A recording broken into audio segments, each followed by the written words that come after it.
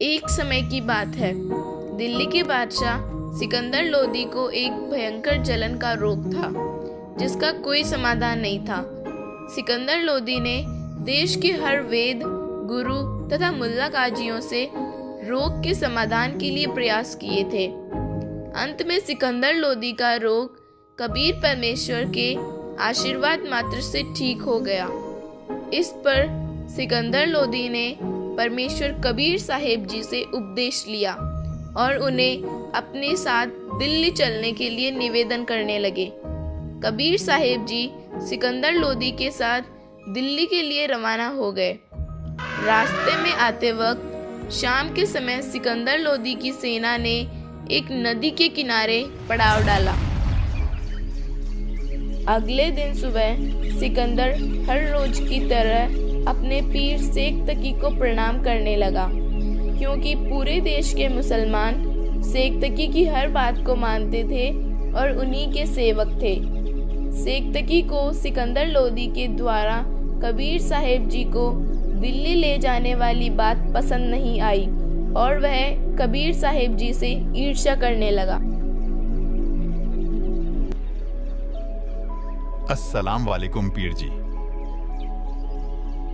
क्या बात है पीर जी, आप मेरे से नाराज क्यों हैं? पीर जी, अगर मेरे से कोई गलती हुई हो तो क्षमा करना। मेरी क्या जरूरत है अब तुम्हें? जा और जाकर उस जुलाहे कबीर को अपना गुरु बना ले। पीर जी, कबीर साहब ने मुझे एक नया जीवन दान दिया है, मैं उन्हें कैसे भूल सकता हूं? हाँ तो जा यहां से। मेरे पास क्या लेने आया है? पीर जी, आप समझने की कोशिश कीजिए। उन्होंने मेरा असाध्य रोग समाप्त किया है, जिसे कोई नहीं कर पाया। वो अल्लाह के स्वरूप है और वही उन्होंने मेरी आंखों के सामने रामानंद जी को जीवित भी किया है। अच्छा, तो अल्लाह शरीर में भी आने लगा? क्यों नहीं पीर जी, जब ऐसे ऐसे चमत्कार उन्होंने किए हैं तो वो अल्लाह से कम नहीं है। अच्छा, तो उसे बोलकर आ कि वह मेरी आंखों के सामने भी कोई मुर्दा जीवित करे, तब मानूंगा मैं उसे अल्लाह। वरना दिल्ली के सभी मुसलमानों को मेरा एक ही आदेश काफी है कि राजा ने मुसलमान होकर हिंदू संत को अपना गुरु बना लिया। सिकंदर लोदी धर्म संकट में फंस गया। एक तरफ उसका राज्य तो दूसरी तरफ उसका भयंकर रोग था। मायूस सिकंदर लोदी कबीर साहब के पास आकर बैठ गया। क्या बात है राजन, बड़े परेशान लग रहे हो, क्या समस्या आ गई? आपके होते हुए आपके दास को क्या समस्या आ सकती है परवरदिगार? बस मेरे पीर जी को आप पर विश्वास नहीं है और उन्होंने कहा है कि मैं कबीर साहब को अल्लाह तभी स्वीकार करूंगा जब वे मेरी आंखों के सामने कोई मुर्दा जीवित करे। हे प्रभु, अगर आप उनकी यह इच्छा समाप्त कर दो तो वे पूरे देश के मुसलमानों को भी आपके अल्लाह होने का पैगाम दे देंगे। कोई बात नहीं राजन, इससे तो मेरा काम भी बहुत आसान हो जाएगा। आपके पीर जी को बोल दीजिए कि वे कोई मुर्दा ले आए।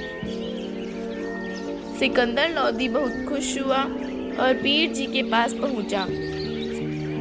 पीर जी, कबीर साहब जी आपकी शर्त मानने के लिए तैयार है।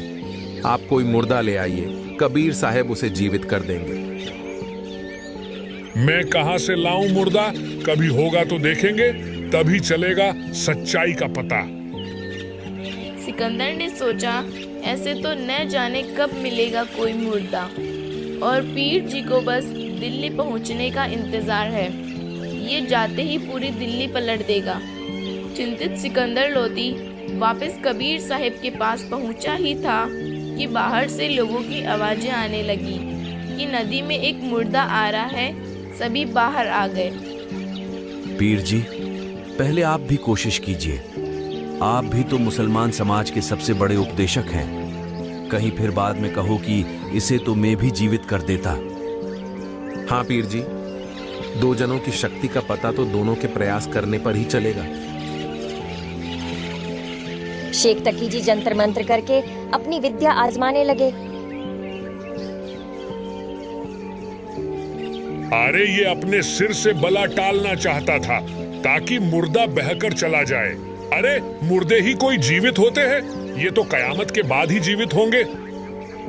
कबीर साहब ने हाथ से मुर्दे को वापस आने जैसे संकेत किया। हे जीवात्मा, तू जहां भी है, कबीर हुक्म से वापस आ और अपने इस शरीर में प्रवेश कर। कबीर साहब ने इतना ही कहा था कि बालक के शरीर में कंपन हुई और वह जीवित हो गया। सभी लोगों ने कबीर साहब के जयकारे लगाए और कहने लगे कि कमाल कर दिया, तो बालक का नाम कमाल रख दिया। सेक्तकी की तो जलन और तेज हो गई। इस कबीर ने तो और ज्यादा अपनी महिमा बना ली। इसे तो दिल्ली जाकर ही देखूंगा। बादशाह सिकंदर लोदी का काफिला दिल्ली की ओर रवाना हुआ।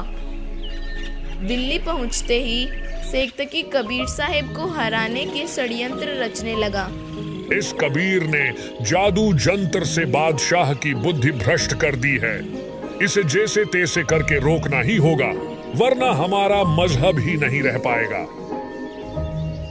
हम आपके साथ हैं पीर जी। आप जैसा कहोगे हम वैसा ही करेंगे। इस कबीर की एक ऐसी परीक्षा लेंगे कि जिसमें ये कुछ न कर पाए। वह लड़का तो क्या पता सदमे में होगा। बादशाह से कहेंगे कि अगर यह मेरी बेटी को कब्र से निकलवाकर जीवित कर देता है तो हम इसे खुदा मान लेंगे। सिकंदर के पास बात पहुंची तो सिकंदर पीर जी के पास आया। अब क्या बात हो गई पीर जी? अब तो कबीर साहब ने आपकी शर्त भी पूरी कर दी।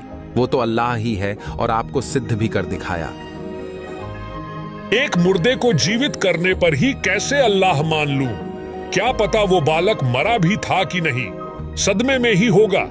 मैं तो तब मानूं जब ये मेरी बेटी जो कई दिनों से कब्र में है उसे जीवित कर दे, वरना ये एक काफिर जादूगर ही है।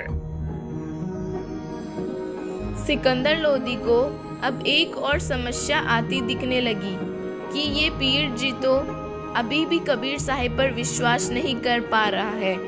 दुखी सिकंदर मायूस रहने लगा। क्या बात है बादशाह, अब क्या समस्या आ गई आप पर? हे जानी जान परमेश्वर, आपसे भला क्या छुपा है? आपको तो पता ही है कि मेरे पीर जी आपसे किस प्रकार क्षुब्ध हैं। अब क्या चाहते हैं आपके पीर जी? उनके एक बेटी थी जो कुछ दिन पहले अचानक मर चुकी है। उसे कब्र में दफना रखा है। वे बोल रहे हैं कि अगर वे मेरी बेटी को जीवित कर देते हैं तो मैं कबीर साहिब को खुदा मान लूंगा। कोई बात नहीं बादशाह, अगर वो अब भी मान लेते हैं तो भी कुछ नहीं हुआ। उन्हें बोल दो कि 2 दिन बाद इसकी तैयारी कर ले और चारों तरफ मुनादी करवा दो।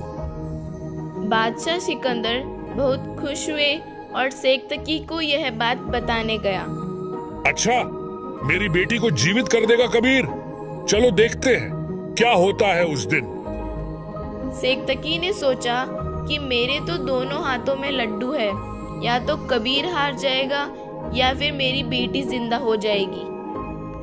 सिकंदर लोदी ने चारों तरफ मुनादी करवा दी कि 2 दिन बाद कबीर साहिब जी सेक्तकी की बेटी को कब्र से निकलवाकर जीवित करेंगे। सभी नगरवासी उस दिन का बेसब्री से इंतजार करने लगे। ठीक उस दिन नगर के हजारों लोग ये लीला देखने के लिए एकत्रित हुए। कब्र को फुड़वा दिया गया। पीर जी, पहले आप कोशिश कर लीजिए, कहीं फिर बाद में बहाने न बनाने पड़े। भगवान, अगर पीर जी में ही शक्ति होती तो अपनी बेटी को मरने ही क्यों देते? ये तो आप ही दया कीजिए। हे शेख तकी की बेटी जीवित हो जा। हे शेख तकी की बेटी जीवित हो जा। कबीर साहब ने ऐसे 2-3 बार कहा, लेकिन कोई हलचल नहीं हुई। सेक्तकी की खुशी का ठिकाना नहीं रहा और जोर जोर से हंसने लगा। हाँ हाँ हाँ, देखा ना, ढोंगी का ढोंग पकड़ा गया। मुर्दे जीवित नहीं हुआ करते। कबीर साहब जनता को ये दिखलाना चाहते थे कि सेक्तकी को अपनी बेटी के जीवित होने या न होने से कोई मतलब नहीं है। इसे कबीर साहब जी को हराने की खुशी ज्यादा है, जबकि बेटी के जीवित न होने का गम नहीं है। हे जीवात्मा, तू जहां भी है, कबीर हुक्म से वापस आ और इस बेटी के शरीर में प्रवेश कर। इतने में बालिका के शरीर में कंपन हुई और बंधन अपने आप खुल गए। जनता ने बड़े जोर जोर से कबीर साहिब जी के जयकारे लगाए और कहा कि कबीर साहिब जी ने कमाल कर दिया। कबीर साहिब ने बेटी का नाम कमाली रख दिया। जाओ बेटी, अपने पिता के साथ रहो। नहीं भगवान, मेरे असली पिता तो आप ही हैं। उन्होंने तो मुझे कब्र में दफना दिया था। कमाली ने लगभग 1 घंटे तक लोगों के सामने अपनी सारी आप बीती बताई कि कैसे कबीर परमेश्वर मुझे यमराज के दरबार से छुड़वा कर लाए हैं। लोगों, ये सामान्य व्यक्ति नहीं है, ये स्वयं परमेश्वर का ही अवतार है। मेरे पिता शेख तकी जी की तो बुद्धि भ्रष्ट हो चुकी है, जो मेरे जीवित कर दिए जाने पर भी परमेश्वर से नाराज है। इस प्रकार कबीर साहिब जी के चमत्कार और कमाली की बातों से प्रभावित होकर सैकड़ों लोगों ने परमेश्वर कबीर साहिब जी से उपदेश लिया। ये 2D एनिमेशन संत रामपाल जी महाराज के सत्संग प्रवचनों का अंश मात्र है। संपूर्ण आध्यात्मिक ज्ञान प्राप्त करने के लिए अवश्य सुनिए संत रामपाल जी महाराज जी के मंगल प्रवचन।